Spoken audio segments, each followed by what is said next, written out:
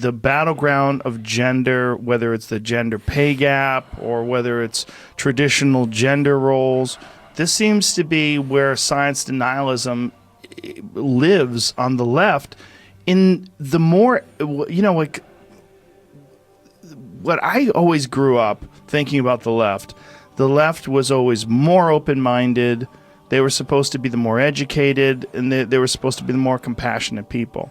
So something happened, and I don't know when it happened, but somewhere along the line, this science denialism and this, for whatever reason, this idea that if it shows any differences, if there's any statistics or any data that shows differences between the men and the women, that this is somehow an example of sexism or patriarchal tyranny, or right. There's a reason for this that's negative. So I think the reason is actually quite simple. The right-wing folks who deny science, it's typically for religious ideological reasons. Or for industry. Right. So there is some pet ideology that is threatening me, and therefore I'm going to deny science. Right. This exact same thing is happening with the left. They also have been parasitized by a quasi-religion. It's called progressivism, okay? And I say progressivism in quotes, right? Equality of outcomes and all the rest of the garbage, right? And therefore, to the extent that evolutionary theory in general, but evolutionary psychology in particular, is a threat to my quasi-religion, then I will reject it. This is why evolution deniers tend to be on the right and evolution psychology deniers tend to be on the left. They've both been parasitized by religions. They're just different religions. Hello everyone, this is Turd Flinging Monkey, and today we're going to return to the political trichotomy. And something I mentioned in passing in a previous video is that communism essentially replaced religion. This spot on the left, on this one point of the triangle, used to be occupied by religion, by the clergy. Back in that day, you had the merchant class taking the role of the individualist capitalist, you had the monarch in the role of the absolutist, and you had the clergy in the role of communism. In the last few centuries, communism has replaced the clergy and become the official state religion of not just the United States, but the entire Western world. I'm going to play a clip from a YouTuber named Charlemagne who's analyzing a letter from Mentioned Smolebug. So let's just check it out. Moldbug begins Part 9 by describing how the origins of the progressive versus conservative conflict is to be found in the conflict between progressive Christians and fundamentalist Christians in the early 20th century.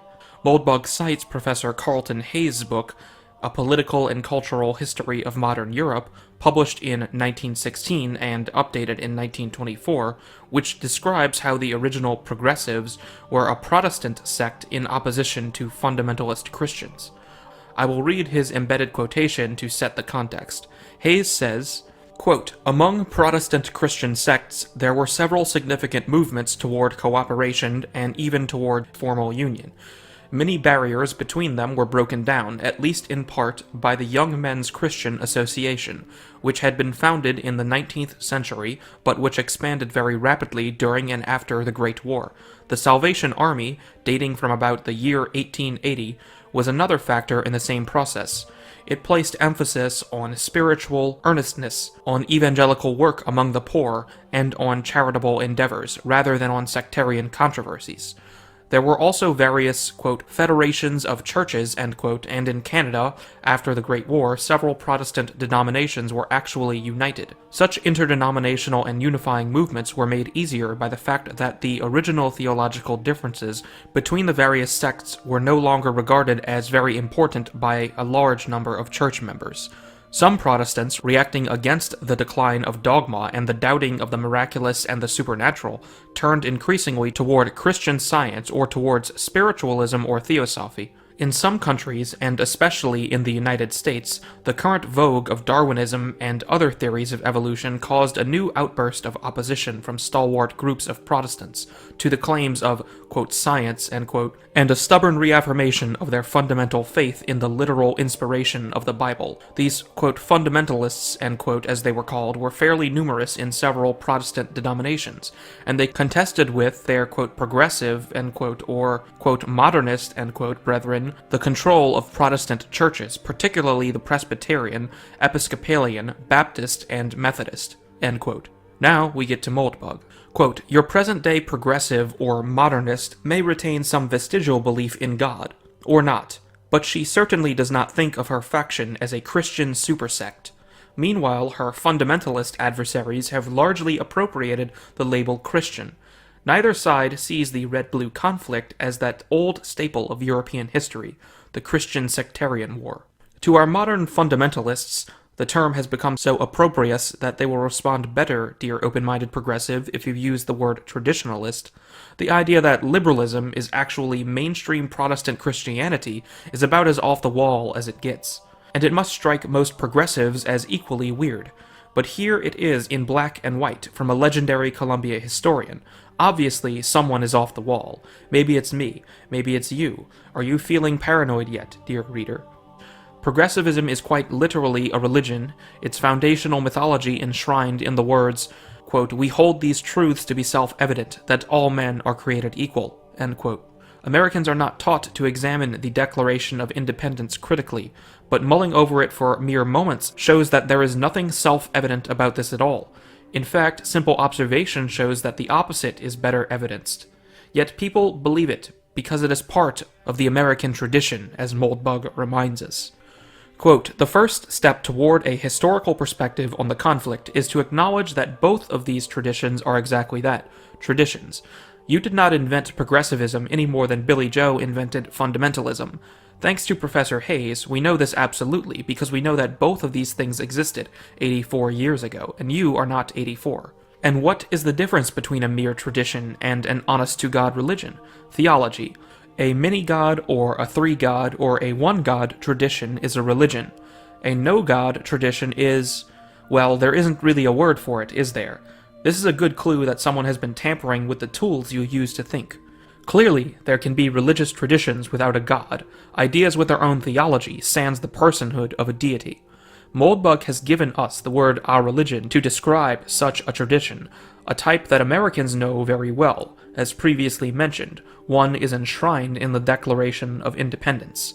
The self-evidenced equality of men is stated as a truth evident in of itself, beyond the necessity of requiring additional proof. This belief is quite Christian, and the fact that modern progressives maintain it despite their atheism is ironic but not surprising. After all, as we know, progressivism was created by Christians from Christian beliefs. The problem is that if progressivism is indeed a Christian supersect, it is also a criminal conspiracy. Assuming you're an American, dear open-minded progressive, you might have forgotten that it's quite literally illegal for the federal government to, quote, "make an establishment of religion," end quote. While its authors and ratifiers never meant the clause to mean what it means today, we do have a living constitution. The law is what it is now, and over the last half-century our friends in high places have been quite enthusiastic about deploying it against their fundamentalist foes. Perhaps some perspective can be obtained by replacing the words modernist and fundamentalist in Professor Hayes' narrative with Sunni and Shia. The First Amendment does not say, "Congress shall make no law respecting an establishment of Shiism."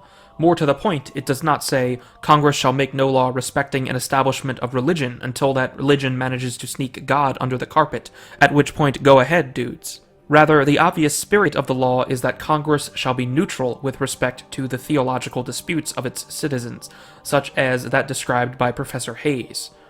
Has it been? No, maybe you don't believe me. Maybe you think that progressivism isn't directly tied to Protestant Christianity. But in order to further cement my case, I'm going to play another clip from Academy of Ideas and their video about education and control. The advent of compulsory public schooling in the West is often viewed as a sign of progress, a development which granted all individuals an equal opportunity to become educated, cultivate one's cognitive faculties, and improve one's position in life. But this optimistic view is not shared by all. Rather, many who have studied the history of public education have concluded that its primary role from the beginning was not to uplift and enlighten, but to act as a form of social control. The great American writer H.L. Mencken encapsulated this view. The most erroneous assumption is to the effect that the aim of public education is to fill the young of the species with knowledge and awaken their intelligence. Nothing could be further from the truth. The aim of public education is not to spread enlightenment at all. It is simply to reduce as many individuals as possible to the same safe level, to breed and train a standardized citizenry, to put down dissent and originality. That is its aim in the United States, whatever the pretensions of politicians, and that is its aim everywhere else. The roots of compulsory education reach back to ancient Greece, where Spartan children were taken from their parents and housed in military schools under the ideal of cultivating total obedience to the Spartan state.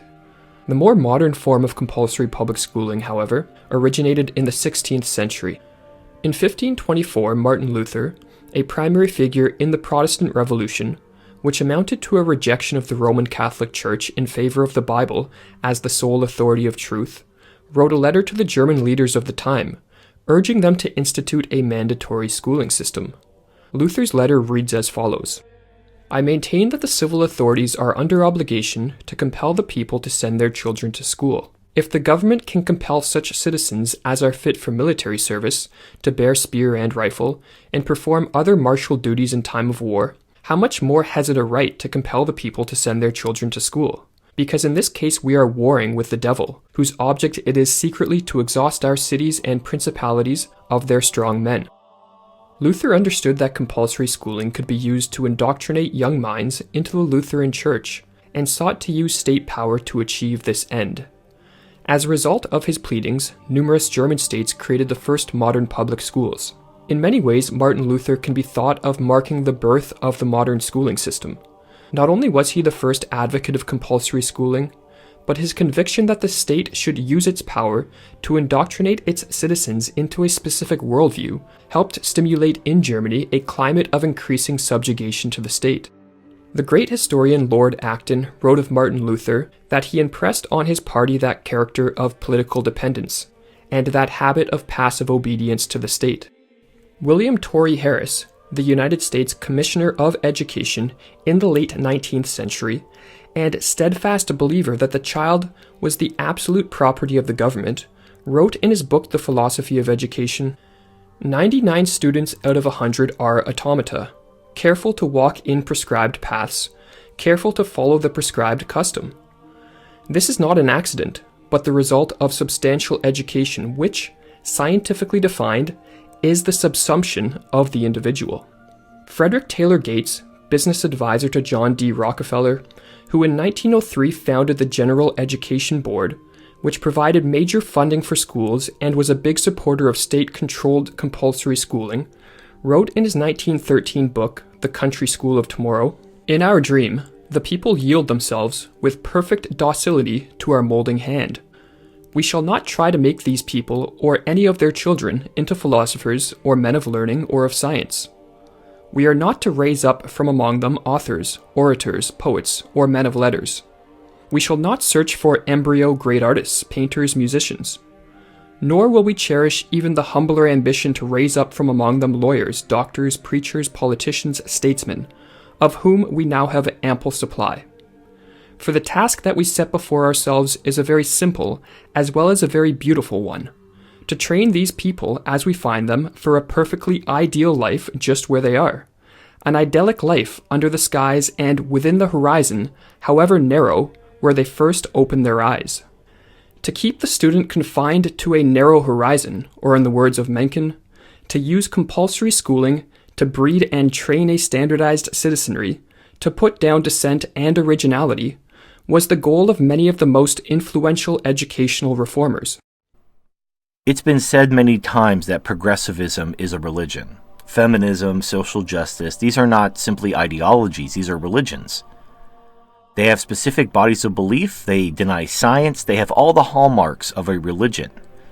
If they were simply atheistic scientists who followed the facts, then they wouldn't believe the things they believe. The belief that everyone's equal, that everyone's the same, that everything's a social construct, these are all religious views. These are Protestant religious values. And this has become the state religion of the United States and the entire Western world. They did this by de-emphasizing theology, emphasizing things like helping the poor and social justice. This has become the new de facto religion of the West. The struggle between conservatives and progressives is honestly just an extension of the age-old struggle between fundamentalists and progressives, or Catholics and Protestants. As you can see, even removing God from the equation, removing all supernatural and theological elements from the religion, does not dilute its purpose.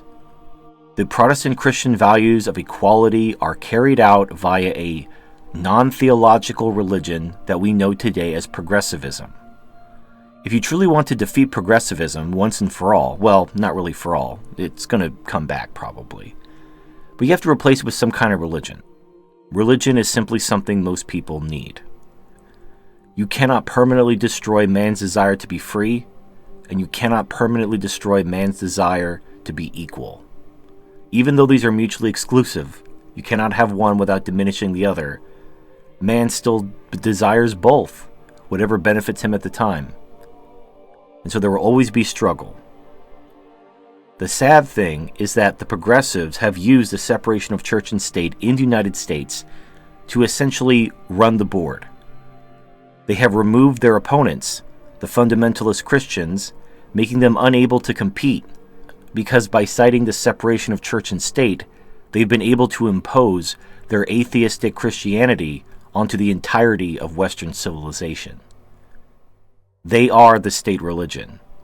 If you want to be a politician in a country like Iran, you need the blessing of the Ayatollah. If you want to be president of the United States, you need the blessing of the media, of academia, of progressivism. And while some of you will immediately start typing how Trump proves that I'm wrong, I want you to remember that Trump was a Democrat. The Overton window has simply shifted so far to the left that the Democrats of yesteryear are now considered the reincarnation of Hitler. The purpose of this video is to explain how progressivism is a religion and how it became the official religion in the United States. That it is now one and indistinguishable from the government. And in the end, whether you live in a theocratic dictatorship or a communist dictatorship, it hardly matters to you. You're just as dead, you're just as enslaved. And this is why the other two sides of the triangle have to oppose the left, which they've been unable to successfully do thus far. It is the nature of the trichotomy to rebalance itself. It can be rebalanced softly, hardly, or extremely violently, but the triangle will be rebalanced one way or the other. This is Turd Flinging Monkey, thank you for watching, and I'll see you next time.